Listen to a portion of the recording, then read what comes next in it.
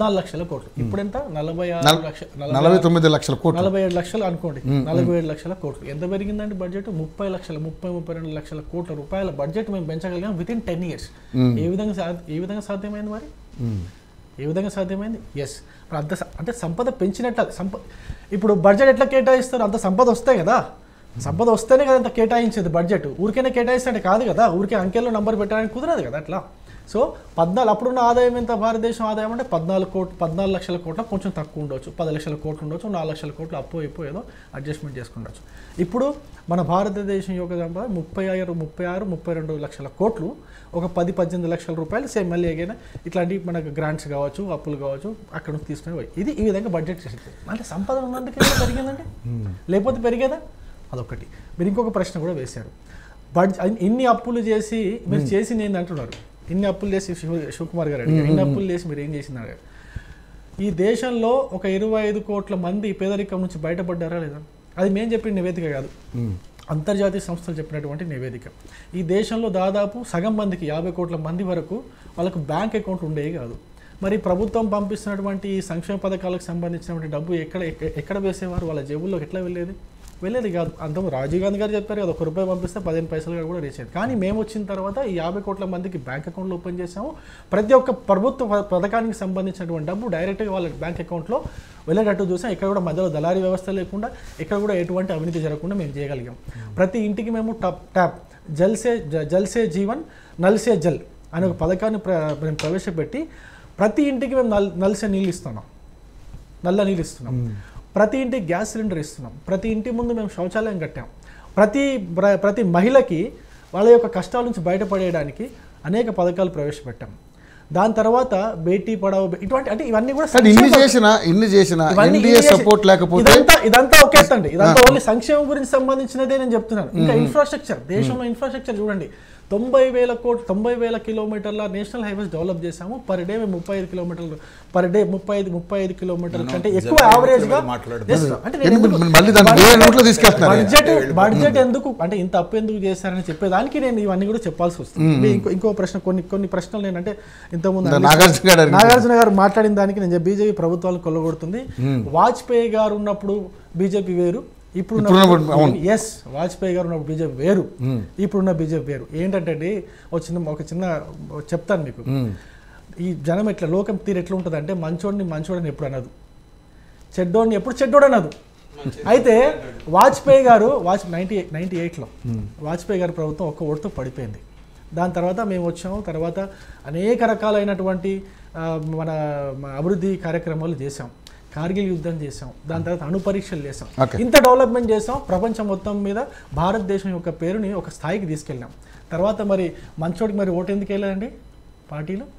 మంచోడికి ఎందుకు మిగతా పార్టీలు సపోర్ట్ చేయలేదండి? ఇదే మంచోడికి పార్టీలు సపోర్ట్ చేయకుండా మాకంటే తక్కువ సీట్లు వచ్చినటువంటి కాంగ్రెస్ పార్టీకి ఎట్లా సపోర్ట్ చేశారు?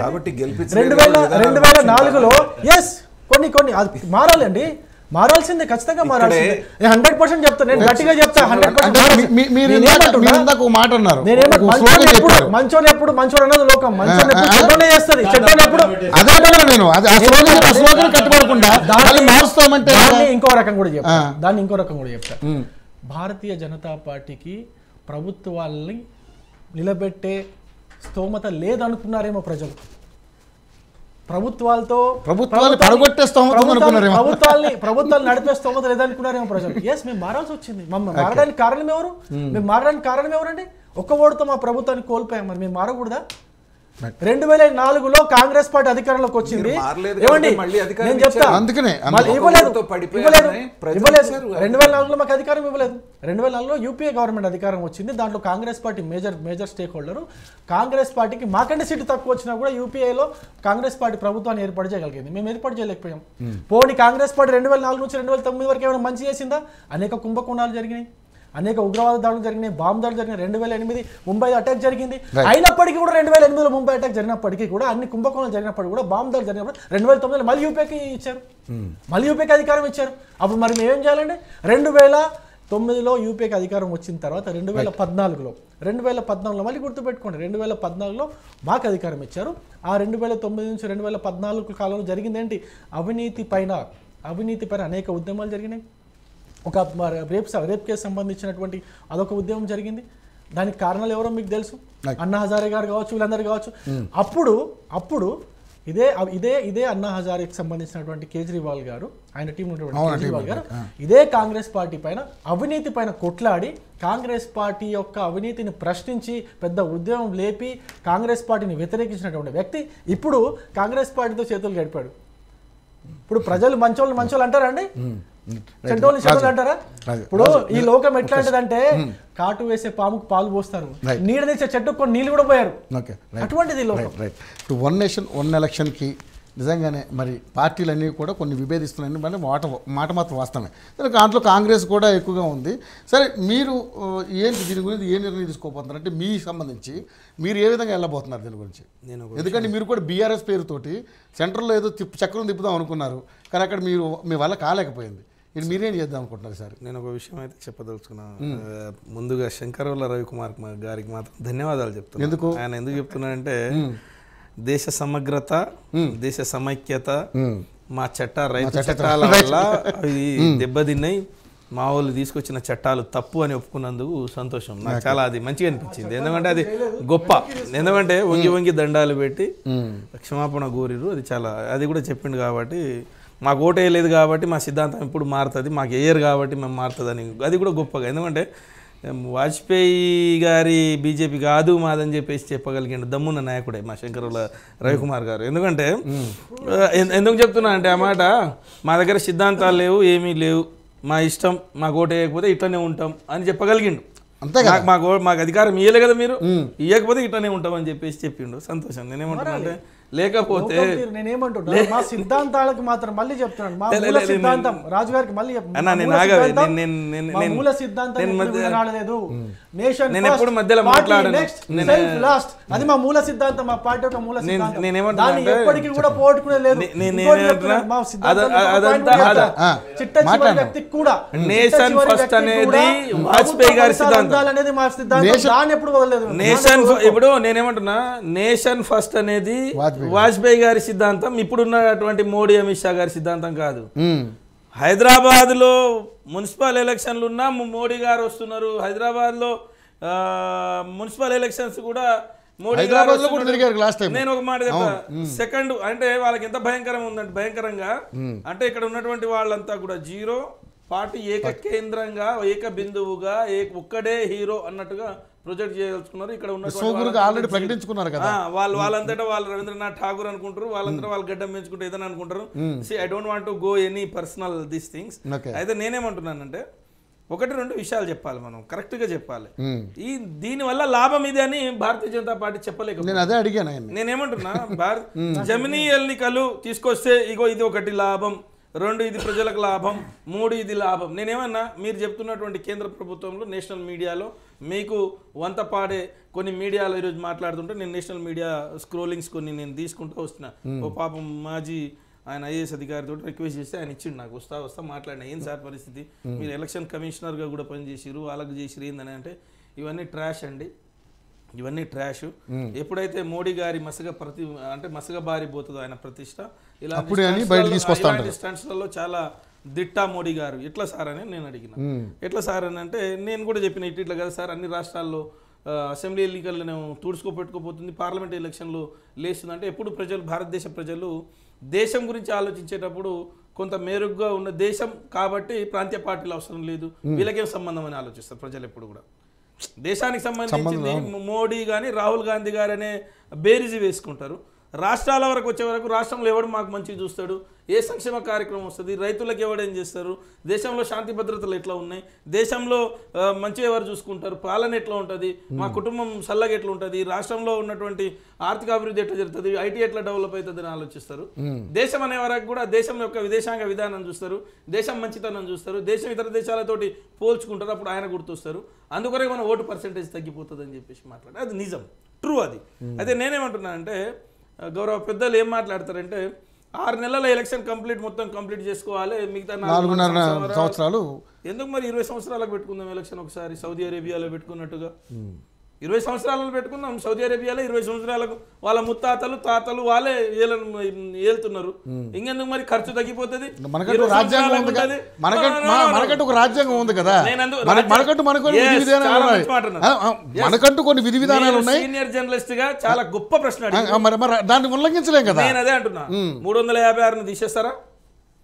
ఆర్టికల్ 356 ఏం చేయబోతున్నారు?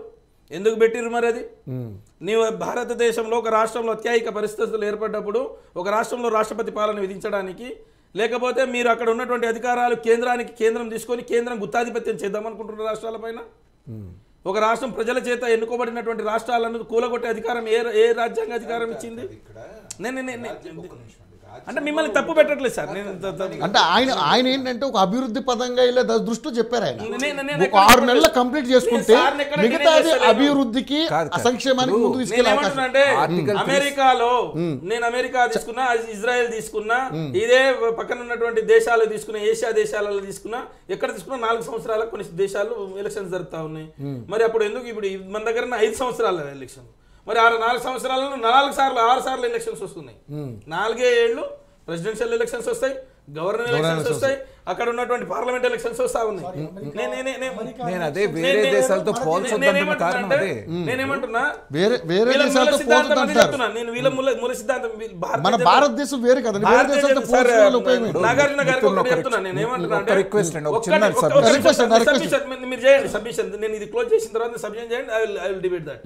నేనేమంటున్నానంటే మీరు ఒకవేళ మీ సిద్ధాంతం ఏంది? ప్రెసిడెన్షియల్ పాలన మెల్లమెల్లగా ప్రజలకు ఆ దారిని తీసుకుపోవాలి. ఎందుకంటే ఏ రోజు ఏ రాత్రి ఎవరు ఏ పార్టీలో ఉంటాడో తెలియని పరిస్థితి. ఈ రోజు ఏ రాష్ట్రంలో ఎప్పుడు ఏ పార్టీ కూలిపోతుందో తెలియని పరిస్థితి, ఎప్పుడు ఎవరి మీద సిబిఐ ఈడీ దాడులు జరుగుతాయో తెలియని పరిస్థితి, ఎవరు భయపెడితే దాడులు చేస్తారో తెలియని పరిస్థితి, ఎప్పుడు ఏ రాత్రి ఏ కండవ కప్పుకొని ఉంటాడో తెలియని పరిస్థితి. అందుకొరకు మెల్లమెల్లగా ప్రజలు ఎన్నికల పైన అసహించుకునే విధంగా ఇది మానసికంగా తయారు చేసేటటువంటి ఒక నిగూఢమైనటువంటి పద్ధతి అన్నమాట. గతంలో పాతకాలంలో చాలా మంది చేసేది, నాకు తెలుసు, నేను చదువుతున్నప్పుడు. నేనేమంటున్నా అంటే ఇది మెల్లమెల్లగా ఇదంతా ఎందుకు రాబాయి. కానీ పాతకాలంలో నేను ఒకటి ఇండియన్ ఎక్స్ప్రెస్ ద హిందూలో చదివిన ఒకటి స్టోరీ ఏంటంటే, భారతదేశంలో ఊరికి ఎవరు పని చేస్తారు, మిలిటరీ పాలన పెడితే ఈ కొడుకులకు అందరికి నడుము చక్కగా అవుతాయి, మిలిటరీ పాలన బెటర్ అని చెప్పేసి దానికి గొప్పగా వచ్చింది రవి గారు. అదే విధంగా ఏం ఆలోచించారు, ఇవన్నీ ఎందుకు పోయి ప్రెసిడెన్షియల్ ఎలక్షన్ పెట్టేసేయండి, ఎలక్షన్ అనేది ముఖ్యమంత్రికి డైరెక్ట్ ఎలక్షన్, అదే విధంగా రాష్ట్రపతికి ఎలక్షన్ పెడదామని చెప్పేసి పరిస్థితి. అంటే వీళ్ళు చివరికి ఎక్కడ తీసుకుపోతారంటే, స్థానిక సంస్థలు లేవు, మున్సిపల్ ఎలక్షన్స్ లేవు, నీవు రాజ్యాంగం ఇచ్చిన అధికారం లేవు, చక్కగా ఆడికి తీసుకో. ఇది ఒక్క రోజులో జరిగే పని కాదు. అంటే ఇది దీనికి ఎట్లా తయారు చేస్తారు అంటే, వీళ్ళు దీనికి ఒక 40 సంవత్సరాల లైన్ పెట్టుకుంటారు. 40 సంవత్సరాల తర్వాత ఈ రకంగా తీసుకోపోవాలనేది బీజేపీ సిద్ధాంతం. అది నేను కట్టుకతనో నాకు ఆలోచన వచ్చిందో అది కాదు నేను చెప్పేది. బీజేపీ అంతర్గతంగా ఉన్నటువంటి సిద్ధాంతం చివరికి ప్రజలకు ఏడికి తీసుకెళ్లాలి. మనం అనుకున్నటువంటి లక్ష్యం, మేమైతే సామంత రాజులు ఉన్నామో, మేమైతే రాజులం ఉన్నామో, మేమైతే నియంత్రితంగా పరిపాలించినామో ఆ రకంగా తీసుకుపోవాలనుకుంటున్నాం. ప్రజాస్వామ్య దేశం ఇది, ప్రజాస్వామ్యము ఇది ప్రపంచంలోని అతి గొప్ప ప్రజాస్వామ్యము. ప్రజల చేత ఎన్నుకోబడినటువంటి ఈ దేశం ప్రజలే ప్రభువులని ఆలోచిస్తలేదు. మేము ప్రభువులు అంటున్నారు వాళ్ళు.